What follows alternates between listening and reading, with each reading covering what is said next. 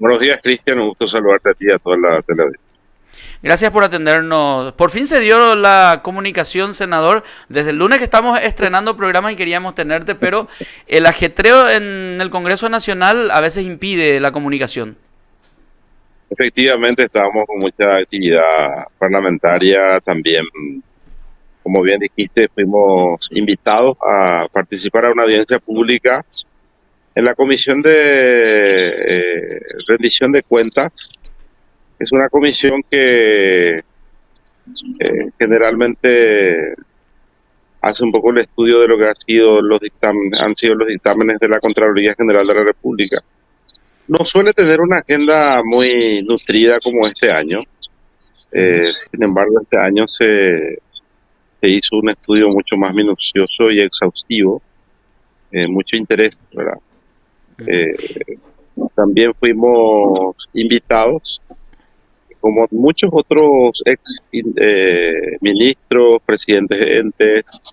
En nuestro caso fue un descargo, o sea, nos fuimos a simplemente analizar el descargo que se hizo del informe de la Contraloría. No tiene ningún dictamen vinculante esta comisión, Cristian, Ujú. más allá de lo que ya la Contraloría había dictaminado. Y la Contraloría había dictaminado sin ningún tipo de observaciones importantes. No hay ninguna remisión eh, de indicios de hechos punibles que pasa al Ministerio Público, a la Fiscalía. Nosotros hemos tenido un muy buen dictamen de Contraloría, por lo tanto, simplemente fue hablar de algunas observaciones contables y de recomendaciones para planes de mejora que naturalmente toda Contraloría siempre lo hace al final de un dictamen. Así es que nuestra audiencia fue muy buena, sirvió para ratificar nuestra buena gestión y bueno, con eso yo creo que cerramos ese capítulo del Ministerio de Desarrollo Social, Cristian. Se, por lo menos lo que los medios del grupo Cartes daban a entender era que todos ustedes estaban con indicios de corrupción. Por lo menos eso es lo que se Sí, entendía en las publicaciones, senador. Por eso te sí, así es. estamos preguntando eso. Sí, el Grupo Cartes tiene una línea editorial a favor del gobierno, que es natural, ¿verdad? A mí me gusta cuando un medio de comunicación toma partido y tiene su editorial, una línea editorial bien marcada. Ellos son pro gobierno, ellos hacen propaganda a favor de las gestiones de gobierno, que no está mal cuando digo, reitero, lo asumen públicamente. Sin embargo, no tuvo ninguna repercusión en los otros medios de prensa independientes.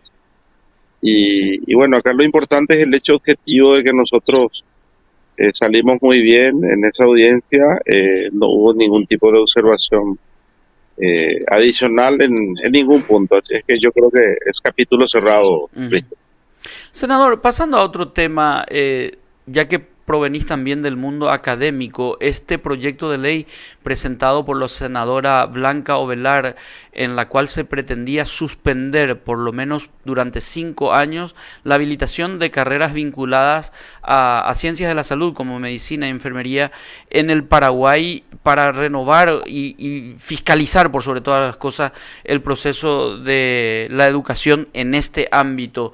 Ayer fracasó por 2 o 3 votos nada más. ¿Cuál es, vimos el sentido de tu voto, pero cuál es el argumento para decir vamos a suspender y vamos a revisar? Bueno, en realidad fue un proyecto de ley que propone la suspensión por 5 años de la habilitación de las carreras de medicina. ¿Qué quiere decir eso? Que no afecta a las que ya están habilitadas, Cristian, Ajá. y mucho menos a las que están ya acreditadas. Son 43 carreras de medicina en el Paraguay. Imagínate lo que es eso. Paraguay tiene un promedio de medicina por millón de habitantes más alto que Japón con ese promedio. Mm. Eh, no tenemos condiciones de habilitar una cantidad tan grande cuando no hay hospitales, escuelas, infraestructura necesaria. No es una cuestión de mercado, de cuánto quieren estudiar medicina, sino se refiere un poco, digamos, apunta este proyecto de suspender temporalmente la habilitación, apunta a que se mejore la calidad educativa y generar también una mejor atención, una seguridad al ciudadano de que cuando uno va a una clínica, a un hospital, tenga la certeza de que le está atendiendo un profesional que está en condiciones y que tiene la formación técnica necesaria para poder efectivamente tener la seguridad de una persona de que le va a atender un profesional y no esté arriesgando su propia vida, porque esto no es una cuestión solo académica. Decía yo en mi intervención ayer, porque yo estuve a favor de la suspensión por los 5 años, nos faltaron 2 votos para lograr eso, llegamos a 18, necesitamos 20. Pero es un peligro, yo creo que es un riesgo muy grande seguir funcionando de esta forma y seguir habilitando facultades de medicina porque el mercado lo exige.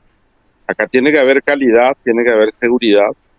Vos, yo y cualquier ciudadano que esté observando esta entrevista tiene que tener la certeza y la seguridad, reitero, de que le va a atender un médico profesional y que no va a estar ensayándose o improvisando una atención. Por eso decía ayer también, ¿cuántas tapas de periódicos más necesitamos de informes en donde hay negligencia médica y hubo muchas muertes, especialmente en cirugías estéticas, cirugías plásticas, Cristian? Ya Sí. tenemos muchísimos casos especialmente mujeres que se han sometido a algún tipo de cirugía, de lipo o de otro tipo de cirugía para buscar una mejor figura y terminaron muertos, ¿verdad? Entonces, es una situación realmente peligrosa y de altísimo riesgo que yo creo hubiésemos evitado la proliferación de la habilitación de más facultades de medicina hasta tanto regularicemos las que ya están habilitadas y asegurar la calidad de estas personas que están estudiando esta carrera, Cristian. Es un riesgo, por eso decía yo, también invocando un poco el principio constitucional de la protección a la vida. No solamente tenemos que hablar del derecho a la educación. Primero está el derecho a la vida y el respeto al ciudadano de que necesita realmente controlar el funcionamiento de las instituciones terciarias, en este caso universitarias, especialmente la carrera de medicina. Ahora, senador, hay una cuestión también que hay que tener en cuenta. El mercado lo exige, podrían decir quienes se dedican al negocio de la educación Claro, universitaria, que es un negocio lícito, eso no podemos negar. por supuesto. Pero ¿cuál es el mercado que exige? ¿El mercado paraguayo o el mercado brasileño? Porque yo conozco de casos que en Brasil se están promocionando la carrera universitaria de medicina de universidades paraguayas. Asimismo, la mayor cantidad de estudiantes de medicina en Paraguay y la frontera son brasileros. Sí. En Mariano Roque Alonso también hay una facultad en donde hay más brasileros que paraguayos. O sea, Ujú. yo no estoy criticando que vengan a estudiar, solamente que la calidad es una preocupación enorme que tenemos. La calidad y la Y rigurosidad, senador, porque este, sí, ¿por qué vienen tantos brasileños aquí? ¿El nivel de exigencia es menor o es más barato o es más diligente todo? Eso es lo que hay que analizar también, porque Paraguay, que digamos, sí, en el ranking mundial no está en las mejores posiciones de calidad educativa universitaria. así mismo. Evidentemente el acceso es también de una facilidad, por la facilidad económica. No sé realmente, no quiero opinar sobre una cuestión muy técnica ya de la malla curricular, pero sin embargo hemos visto ya demasiadas denuncias de universidades que trabajan de una manera muy precaria y especialmente los hospitales escuelas, Cristian. No tenemos muchas infraestructuras de hospitales escuelas a nivel nacional. No hay mucho, entonces hay que tener mucho cuidado con esta situación. Y para mí es un verdadero peligro y un riesgo enorme. Es una lástima que ayer no hayamos podido tomar esa medida, por lo menos preventiva, Ujú. porque eso no significa que ya no va a haber universidades o habilitaciones, sino suspender por 5 años la creación, pero exigir a todas las habilitadas y las no acreditadas aún a que acrediten.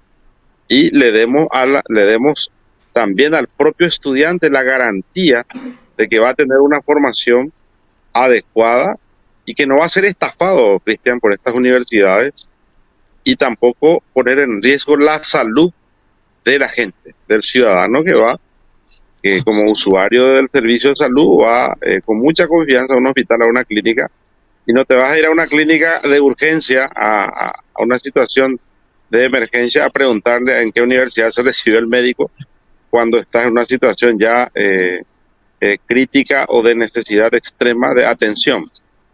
Ayer decía el senador Filisola que tenía una experiencia negativa justamente, de que un familiar suyo le había atendido a una persona de muy escasa preparación médica y terminó casi muriendo en la urgencia. Imagínate lo que es eso. ¿Cómo vamos a permitir ese tipo de situaciones? Muchos de los colegas a quienes respeto su opinión decían, por ejemplo, no podemos inhabilitar por 5 años porque puede venir la Universidad de Oxford o una universidad de España o Salamanca a habilitar facultades de medicina en Paraguay. Pero ¿quién va a venir a invertir en nuestro país con una tan baja calidad educativa? Para mí es un insulto realmente Eso es ese tipo de pegarse, o sea, argumentación. una universidad prestigiosa no va a ir a un país donde la calidad educativa no es la mejor, es decir, sería un Por desprestigio. supuesto. Pero sería un desprestigio. Entonces, es una incoherencia lo que se Sí. planteó ayer. Es una pena porque había senadores que firmaron este proyecto de ley que ayer no votaron por la suspensión, Cristian. Una cosa increíble. Pero, senador, aquí tenemos que ser claros y transparentes. Existen varios senadores que se dedican al negocio de la universidad privada. Por supuesto. Y hay un caso muy famoso, de un ex senador ya, el senador Marcos, Sí, Juan Manuel Marcos, que es accionista de la Universidad del Norte, ¿no? sí. Y que fue senador también en su momento. También se cuestiona mucho, Cristian, la organización de las universidades, no solamente la calidad educativa o el lucro, sino que las universidades privadas, especialmente las privadas, integran el directorio todos familiares, esposas, hijos, sobrinos, tíos, y finalmente el lucro termina siendo un clan familiar, Mm. y es un gran negocio, y se vuelven multimillonarios.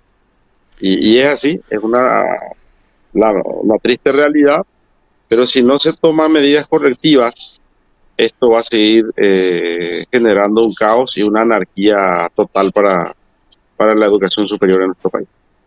Senador, cambiando de tema y pasando al lado político, pero siempre